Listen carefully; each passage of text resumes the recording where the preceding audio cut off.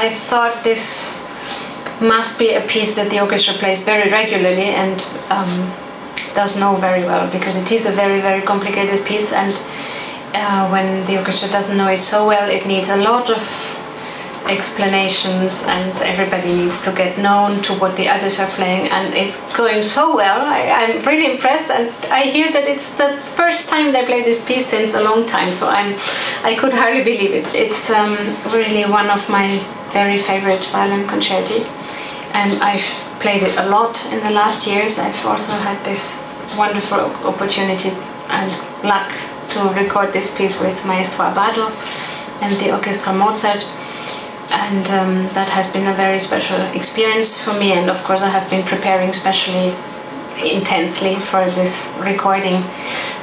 I was trying to look into biographical stuff and into the manuscript, into everything I could find, and there's a lot of literature around this piece and around Alban Berg in general, so that is my way of getting even closer to this kind of music. But it's also a piece which emotionally is so captivating that I think it's very difficult not to get caught by this piece. It's a very emotional, passionate, also very painful, doloroso, but also very tender piece. And if you know a little bit about, of course, the obvious story behind this piece about Manon Gropius, who died very young, and this piece was written for her as a requiem, and it also became a requiem for Alban Berg himself.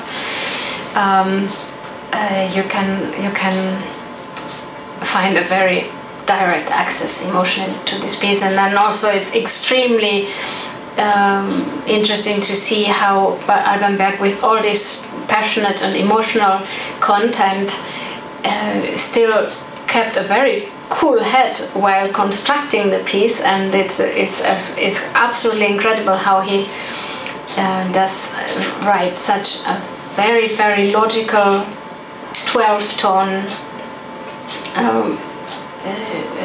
work throughout the whole piece. Incredibly strict and logical piece, and very intellectually built up. And still, while listening to this piece, the emotional content is so clear, and it does never become mathematics or just a structure piece. So it's just a very unique and very very, very particular piece, which I count amongst my very preferred favorite pieces. I think it took me some while to understand that this is actually a piece with all its structure, and once you know every note very well of this piece, and also every note that your orchestra musician colleagues are playing, you can let yourself go and try to be as urgent in your musical interpretation as possible, and not try to make nice and correct sounds.